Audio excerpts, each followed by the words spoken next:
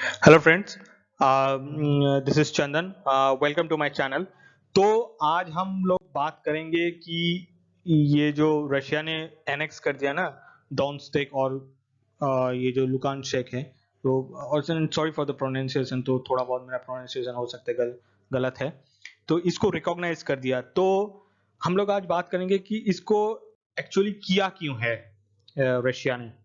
तो before that हम लोग एक बार देख लेते कि ये जो यूक्रेन है ना, तो यूक्रेन का ये जो प्रेसिडेंट्स है, ये मतलब यूक्रेन बना था 1991 में, जो जब सोवियत यूनियन टूट गया था उसके बाद ये यूक्रेन बना था। ठीक है, उसके और यहाँ पे देख लीजिए मोस्ट। तो आप लोगों को बस यही देखना है, यहाँ पे जो इम्पोर्टेंट है वो है 2011 का विक्टर योकोनोविच। यहाँ से ही आपका स्टार्ट होता है कि मतलब इशू क्या है वो समझना है हमें। ठीक है। अच्छा, बिफोर दैट हम लोग एक बार बात कर लेते हैं कि रशिया के क्लोज क्यों है ये Ukrainian people. First of all, ये जो यूक्रेन, बेलारूस, इस्टोनिया, लटविया, लिथुआनिया, उसके बाद कजाकिस्तान, किर्गिस्तान, उज्बेकिस्तान, तो तुर्कमेनिस्तान, तजिकिस्तान, तो they all where part of Soviet union during before 1991। ठीक है। उसके बाद तो जब सोवियत संघ टूट गया तब ये लोग इंडिविजुअल कंट्री इंडिपेंडेंट हो गया था। ठीक है। उसके बाद आता है ये पुतिन। पुतिन का देखिए, पहले पुतिन था केजीबी का, ये मतलब ये हमारा जैसे रॉ का एजेंट होता है ना, जो इंटेलिजेंस में, तो पुतिन ऐसा था। और पुतिन बहुत ही अच्छा ऑफिसर था। ठीक है। और ये करंट लीडरशिप भी मतलब पुतिन बहुत ही अच्छा मैनेज किया रशिया में।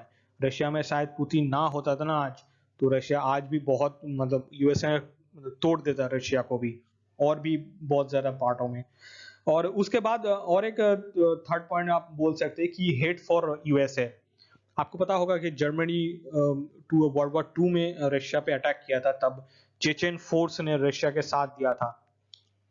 ठीक है, तो कभी एक और बात कर लेंगे ये चेचेन फोर्स क्या है, लेकिन तब ये दे दिया था। और रशिया तब से मिडलिंग स्टार्ट कर चुका था, और ये मिडलिंग ऑलमोस्ट टूटा तो है 1991, लेकिन 1991 के बाद भी रशिया को ये मिडलिंग कर रहा था कि थ्रू यूक्रेन। बेलारूस में तो नहीं होगा, बेलारूस का जो गवर्नमेंट है वो कंप्लीटली प्रो रशियन है, तो वहां पे तो नहीं होगा। और लिथुआनिया, एस्टोनिया, ये जो सब कंट्री है तो they are part of NATO. And तो वहां पे भी इम्पॉसिबल है। और ये कजाकिस्तान तो बहुत दूर है, पहले यूक्रेन करेगा यूएसए, तो उसके बाद इधर जाएगा। ठीक है।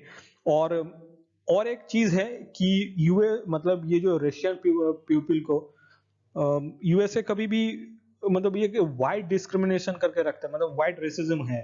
मतलब वो दोनों ही तो वाइट है, लेकिन इन लोगों के पास कुछ एक डिस्क्रिमिनेशन होता ही है। और उसके बाद तो कंप्लीटली लैंग्वेज बैरियर है, इकोनॉमिकल चैलेंजेस भी है, बिकॉज ये इंग्लिश लैंग्वेज तो जनरली यूएसए और यूके में चलता है, तो ये लैंग्वेज रशिया से मिलता नहीं है। रशिया में तो इंडिविजुअल, यूक्रेन में तो शायद उनका यूक्रेनियन लैंग्वेज है, बेलारूस में बेलारूस। और इकोनॉमिकली आप भी सोच लीजिए कि रशिया का इकोनॉमी उतना स्ट्रांग है भी नहीं, यूक्रेन का भी नहीं है कंपेयर टू यूएसए और यूके।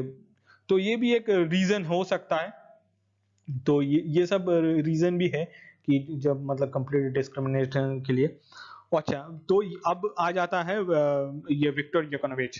तो फर्स्ट ऑफ ऑल, विक्टर योकोनोविच 2010 में इलेक्ट हो गया था।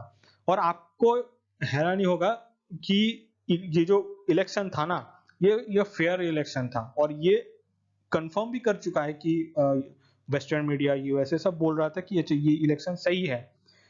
ठीक है, लेकिन एक्चुअली प्रॉब्लम तब स्टार्ट हुआ कि एक्चुअली हाँ, स्टार्ट तब हुआ जब ये डेप बहुत ज्यादा बढ़ गया यूक्रेन का। ठीक है। तो इसके लिए ये विक्टर योकोनोविच यूरोपियन यूनियन से भी बात कर रहा था कि यूरोपियन यूनियन ज्वाइन करने के बाद डेप्ट मतलब रिड्यूस हो जाएगा और डेप्ट मतलब माफ हो जाएगा पूरा। और लेकिन एट दैट टाइम रशिया ने थोड़ा मिडलिंग कर दिया था, और रशिया ने बेल आउट पैकेज दे दिया था यूक्रेन को। तो इसीलिए ये विक्टर वेकनोविच यूरोपियन यूनियन ज्वाइन नहीं किया था, वो यूरोप से आ गया, मतलब यूक्रेन में आ गया था। लेकिन एक्चुअली जब ये आ गया था ना, और उसके बाद यूएसए ने मेडलिंग स्टार्ट कर दिया। यूएसए ने क्या किया कि जो ये मतलब कीव में वो प्रोटेस्ट स्टार्ट करवा दिया विक्टर यानुकोविच के अगेंस्ट पे। तो इसके लिए क्या हो गया, और प्रोटेस्ट इतना बढ़ चुका था, तो विक्टर यानुकोविच शायद भाग के क्रीमिया चला गया था। ठीक है, भाग के क्रीमिया चला गया था। और उसके बाद जो यूक्रेनियन पार्लियामेंट है ना, विक्टर यानुकोविच को इम्पीच कर दिया। रीजन वही दिया था कि not able to perform constitutional duty, यही एक रीजन दिया था। और लेकिन इसको कुछ क्रिमिनल एक्ट वगैरह के इम्पीचमेंट नहीं हुआ था। तो ये अब तक की कहानी है। और उसके बाद मैं एक चीज आपको मतलब बोलना चाहूंगा कि ये जो यूक्रेन का मैप आप देख रहे हैं ना, इस यूक्रेन का मैप में आप देख लीजिए कि रशियन स्पीकिंग लैंग्वेज है, जो वो लोग ज्यादातर ईस्टर्न रीजन में ही है, और इशू ईस्टर्न रीजन में ही ज्यादा है, जहां पे ये रशिया है। और ये जो वेस्टर्न साइड पे है ना, ये लोग मोस्ट ऑफ देम आर मतलब वो यूरोपियन ही है। ये पोलैंड, रोमानिया का एक्चुअली थोड़ा थोड़ा पार्ट करके ये वेस्टर्न यूरोप बना है। और ये जो नीचे वाला जो ये नीचे से ये ईस्टर्न साइड पे ये रशिया का पार्ट है, और यहाँ पे रशियन लैंग्वेज ही ज्यादा बोला जाता है। ठीक है। और केवल यूक्रेन में क्या होता है कि वहां पे लोग रशियन भी है और मतलब यूरोपियन भी है, तो ऐसे ही करके है। और इशू स्टार्ट सिविल वॉर हो गया था ना, सिविल वॉर ये जो ईस्टर्न रीजन पे बहुत ज्यादा बढ़ गया था। हाँ, और उसी टाइम पे जब जब 2014 तक आ गया था, तो 2014 में रशिया ने क्या किया, रशिया ने क्रीमिया को एनेक्स कर लिया। तब भी रीजन वही था कि मतलब यूए मतलब रशिया का सिक्योरिटी कंसर्न पहले से ही था। तो वो एक्चुअली नेटो का जो मिसाइल्स है ना, वो यूक्रेन में नहीं लाना चाहता है। तो इसीलिए मतलब यूक्रेन को सबक सिखाने के लिए रशिया ने क्या किया, क्रीमिया को एनेक्स कर लिया था।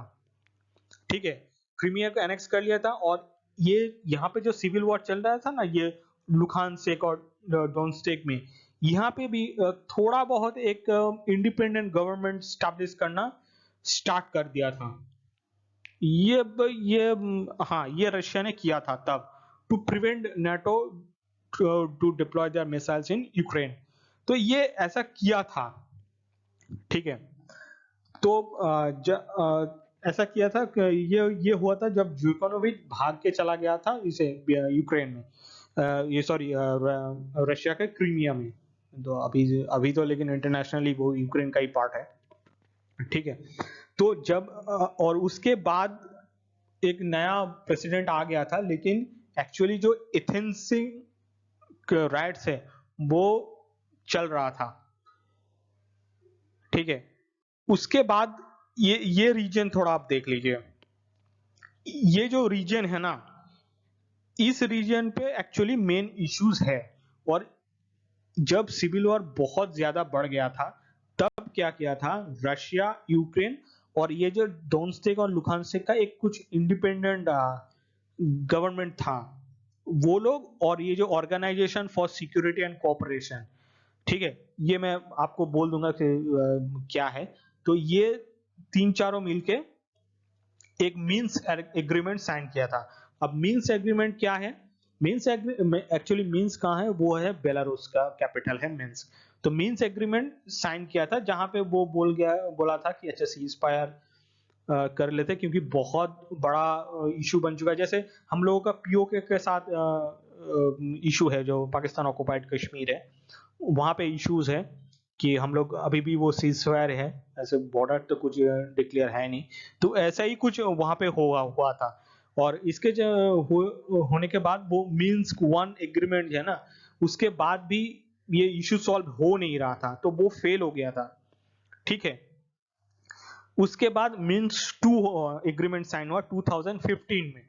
2015 में भी वही इशू चल रहा था कि सीज फायर खत्म होना, जो हेवी वेपन है वो हटाया जाएगा, जो प्रिजन ऑफ वॉर है वो उसको रिलीज कर दिया जाएगा, और यूक्रेन डिक्लेयर करेगा डोनेट्स्क और लुहांस्क को एक सेल्फ गवर्नमेंट, मतलब हाँ।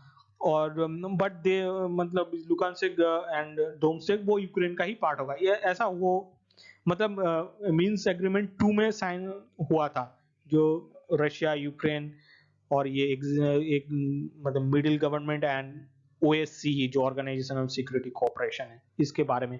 लेकिन ये एक्चुअली ये कभी सक्सेसफुली हुआ नहीं, ये फेल हो गया था, ठीक है। और ये तब से फेल हो गया था, तो इसीलिए एक्चुअली आप देखेंगे ना, इतना जो इशू है ना, ये यही दो रीजन के वजह से, और ये नीचे वाला क्रीमिया। रशिया बोलता है कि इसको इंडिपेंडेंस कर दो और ये पार्ट बना दो यूएसए का, रशिया का, और यूएसए बोलता है नहीं, ये नहीं होगा। तो यही एक है। और यहाँ मैंने ये तो विकिपीडिया से उठाया है, ये आप एक बार पढ़ लीजिएगा कि अच्छा ये हुआ क्या।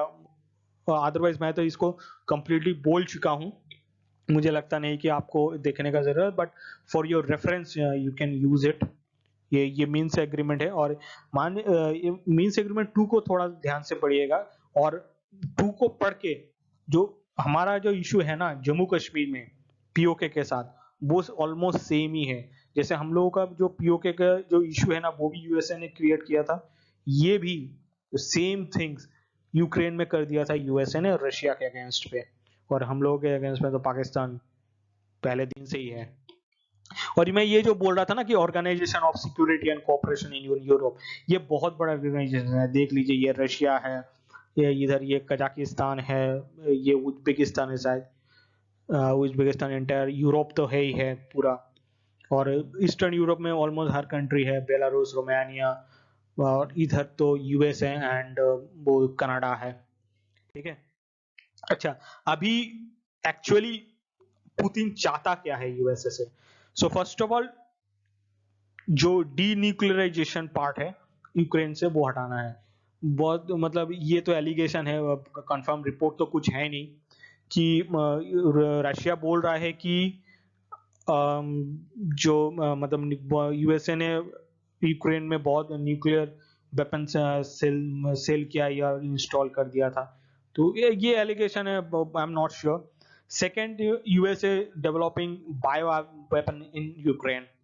देखिए, ये थोड़ा मतलब जो मैंने एक दो इंटरव्यू देखा है यूएस गवर्नमेंट का, उन लोग भी मान रहा है, लेकिन उसके बाद अचानक से ये सब डिनाई कर दिया। लेकिन ये मुझे लगता है कि एटलीस्ट 80% जो सच है, और यही बायो वेपन है जो यूक्रेन से गया था चाइना के वुहान में, और वहां से पूरा ये जो कोरोना वायरस का मेस वहां से मतलब स्प्रेड हो गया था वो। और चाइना गवर्नमेंट को पता था नहीं पता था, आई एम नॉट श्योर, लेकिन यही हो गया था। और डीनाजिफिकेशन, अच्छा डीनाजिफिकेशन वही होता है जो मतलब जो एक्सट्रीमिज्म है, एक फोर्स वो है AZOV, एजोव फोर्स जो यूक्रेन में है, वो रशियन को बहुत मारता है। ये जो डॉनबास और ये जो ईस्टर्न पार्ट में रहता है ना, डॉनबास और लुहानस्क, इस रीजन में जो रशियन पीपल है उनको मारता है वो, पता नहीं क्यों। ये actually generally they are German है, थोड़ा बहुत यहूदी है, तो वर्ल्ड वॉर 2 का बदला अभी भी ले रहा है, ये वही है। थर्ड थिंग अच्छा कि यूक्रेन न्यूट्रल रहेगा, मतलब ना वो रशिया की तरफ ज्यादा झुकेगा ना यूएसए की तरफ। अनदर थिंग इज जो यूएसए से मांग रहा है वो है कि नेटो वो ईस्टर्न यूरोप में नहीं आएगा।